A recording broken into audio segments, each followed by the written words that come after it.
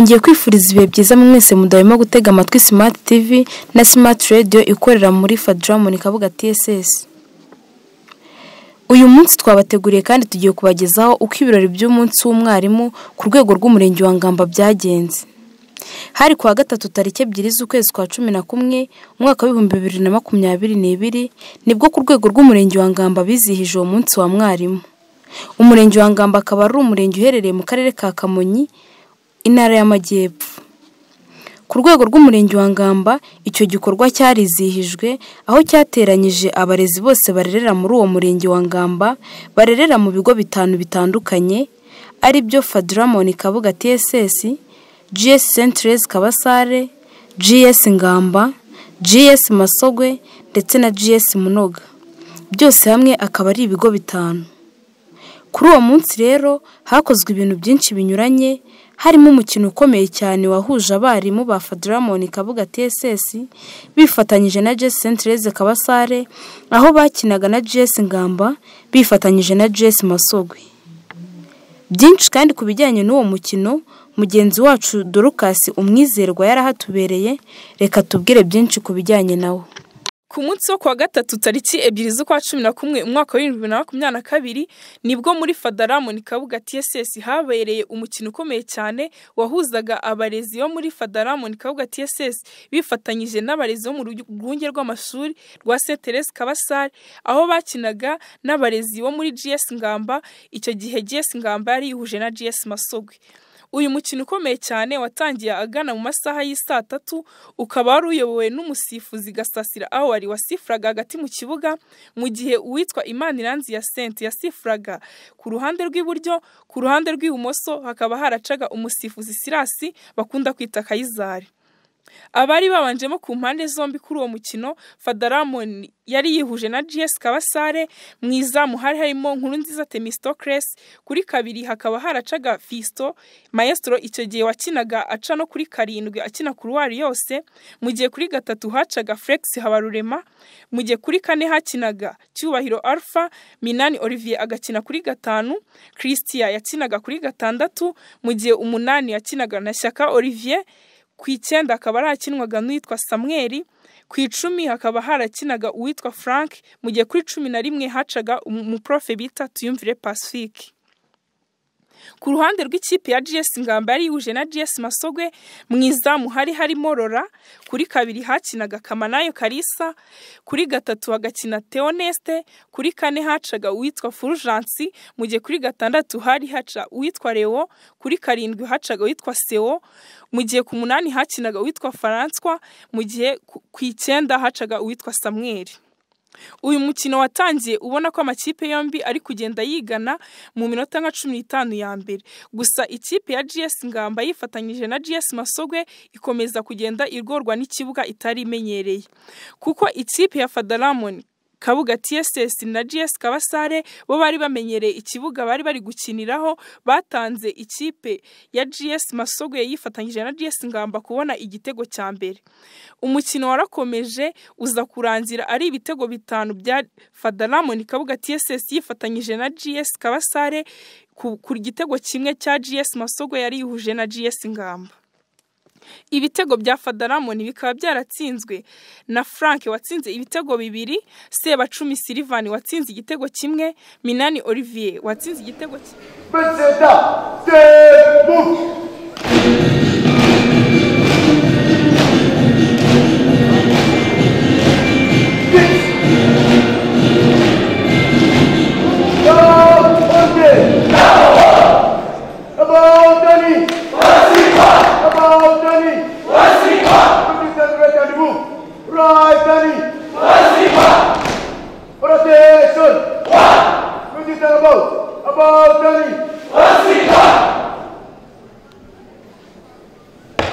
agiye gusezera agiye gusaba uburenganzira. Sir, this is the end of our praise. Ari akarasisi karangiriye asaba uburenganzira bwo gushinga amatwari yazo, arabuhawe. Professor Damsti, front salute. President, quick.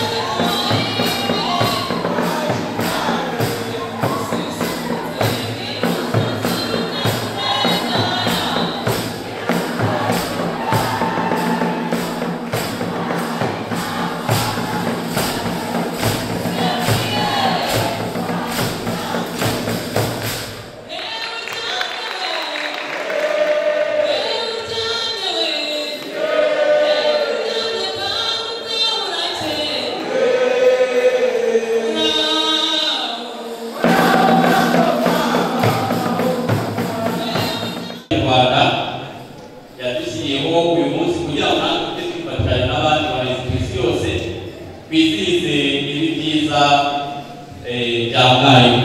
Tugomba kunyura amaciro y'ubwoko bw'umurenge wacu ndetse namwe mwese mwifatanyije natwe muri uyu munsi. Ndabashimiye mu izina ry'abayobozi bose mubona hano kubw'agaciro mwaduhaye mukemera ko twifatikanya muri ibi byishimo dufite, aho turimo twizihiza umunsi mpuzamahanga wahariwe mwarimu. Kuri twebwe uyu munsi usobanuye ibintu byinshi. Turibuka umusaruro uva mu mbaraga dutanga, turibuka umusaruro uva mu mbaraga z'ababyeyi badaheza aho turera, ndetse n'umusaruro uva muri mwebwe abatureberera muri uyu mwuga wacu. Ariko dufite n'ibyishimo byo guteranira hamwe kugira ngo turebere hamwe ibyo twabashije kugeraho mu mwaka wose utambutse w'uburezi, dufate ingamba z'umwaka ukurikiyeho. Muri aka kanya rero nk'abarezi dufite byinshi twashima. Murabizi muri ino minsi uburezi afashe ijambo ashaka gushima, ntekereza ko umunsi ushobora gushira tukiri aha ngaha tuvuga ibyiza by'uburezi, ndetse noneho n'uruhare rukomeye leta yacu cyangwa se umwanya ukomeye leta yacu yahaye uburezi umwigisha muri iki gihugu. Ubu ntekereza ko n'utari uburezi n'abo banyeshuri turera amakuru barayafite ko ubu abarezi bari mu bantu bafite isa neza hano hanze. Bamwe twagira ibibazo byo gutambuka tukari twarabaye twinshi muri politiki tutabona ubushobozi. Ntekereza ko ubu ngubu mukoze ubushakashatsi mukazenguruka mu dutike two muri karitsiye nta ntambwe yacyanditse mwarimu. Ntabwo byashoboka icyo twarakikemuye. Banyakubahwa bari mu barezi, banyakubahwa barerwa barererwa muri iki kigo, nyakubahwa pasiteri Kristo Yesu akuzwe. Tunejejwe no kuba duteraniye hano uyu munsi twizihiza umunsi mukuru wa mwarimu. Mu izina ry'ababyeyi bose tubifurije umunsi mwiza. Uyu munsi ni umwanya mwiza tubonye nk'ababyeyi kugira ngo tubashimire umwete n'umuhate mugira mwitangira abana bacu ngo bunguke ubumenyi n'ubwenge buzabafasha ejo hazaza.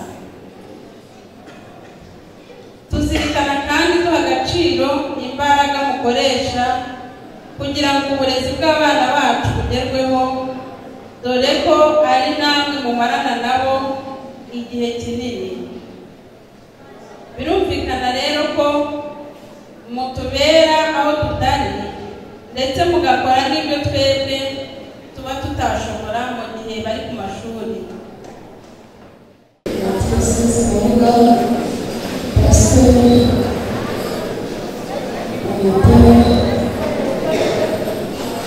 abayobozi b'ibigo by'amashuri basirikamo abayobozi bashinzwe amasomo twese, bavandimwe, barezi, bana bacu, ababyeyi, bishimye cyane nk'uko babivuze.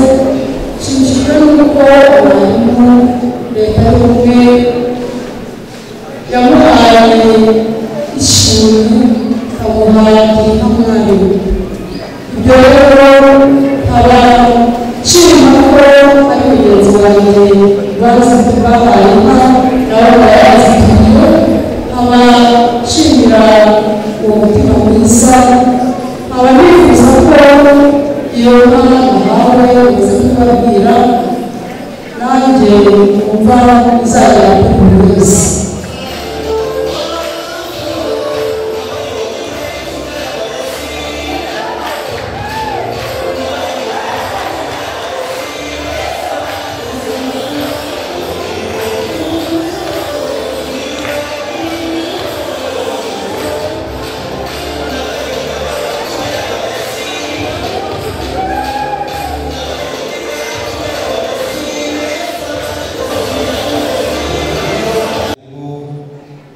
umunsi udateze kwibagirwa cyangwa kugira ikintu na kimwe cyatuma uciruka,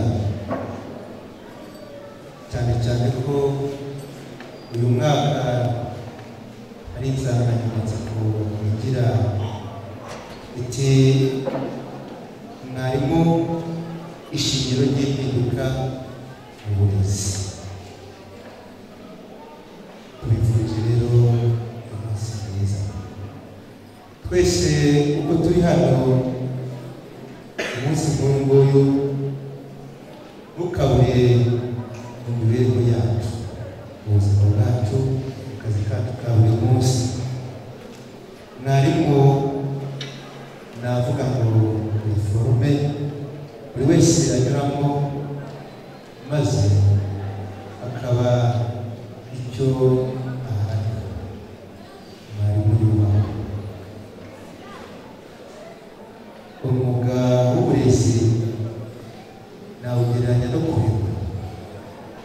Kubona umwarimu asanganira umwana amugana ameze nka bya bihembe bya ya nka bikura utazi iyo bizagana, ukajya kubona ukabona umwana aguciye ku biganza abaye perezida, abaye papa, abaye umuntu ukomeye. Mwarimu yubahwa. Uburezi ni inkingi nyamwamba Kiliziya Gatolika ikomeye, by'umwihariko uyu mwaka wahariye umwaka wo kwita ku burezi.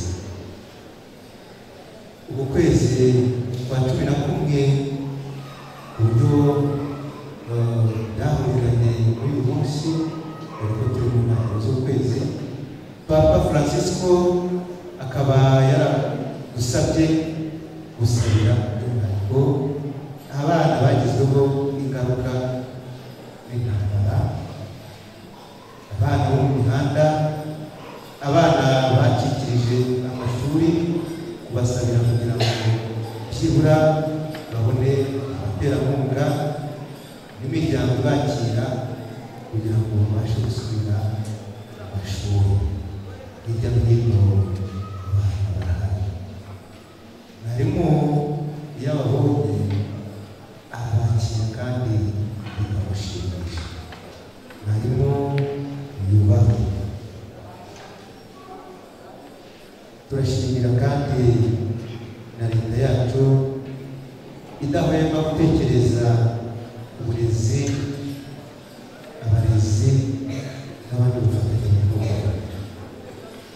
Leta yashyizeho uyu munsi turayishimira, kandi tukayishimira ubufatanye buri hagati ya Kiliziya Gatolika, hagati y'amadini ndetse n'abafatanyabikorwa mu kurera umwana kugira ngo bazavamo uburezi bw'ejo hazaza. Barezi bacu rero bifurije umunsi mwiza, ibyo mukora byose Murakoze cyane.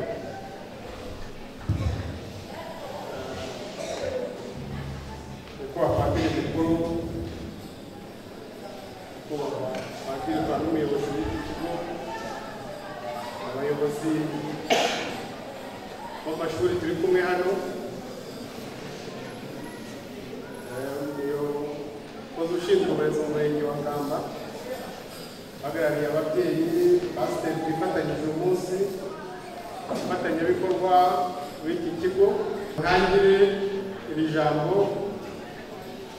nifuriza abarezi bose umunsi mwiza. Ariko buriya n'abana bagize umunsi mwiza kuko ababyeyi babo baba bagize umunsi wabo. N'abana tubifurije umunsi mwiza. Hari ibintu byavuzwe hano, biba byiza iyo umuntu yishimye, afite n'ibyo yishimira. Birashimishije kuba abarezi bicaye hano uyu munsi bishimiye n'umusaruro mwiza bagize. Iyo umuntu yishimira ibyo yakoze biryoha kurushaho.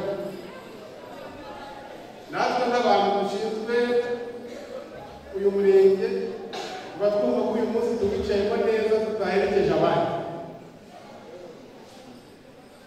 Ndagira ngo none tutirengagije cyane umwana w'iki hano n'umurezi udra umuntu wese wicaye aha uretse ko turi muri domene wenda y'umurezi, ariko yaba ngewe uyobora umurenge sinabuze gitifu w'umurenge ntarangize ku biganza bya mwarimu. Niwaba umuyobozi w'inama njyanama cyangwa uwa daso utaragize cyangwa se umupadiri cyangwa umukira utaragize mu biganza bya mwarimu. Uyu munsi rero bivuze ko atari umunsi w'impanuka, ni umunsi ukwiye kubaho na leta yacu kandi ibintu bikwiriye irabikora. Uyu munsi tuwizihije nk'uko babivuze abarimu bakeye ku mutima. Nabetse mfite imyaka 8 mbere y'uko ngaruka mu rugo, ariko umunsi yose nagiyemo ya mwarimu nagira mu kibazo kivuga ko ariko se ubitegereza wiki. Ndashima Imana ko uyu munsi ibyo jambo bitabaye, kanashima nyakubahwa Perezida wa Repubulika wabumva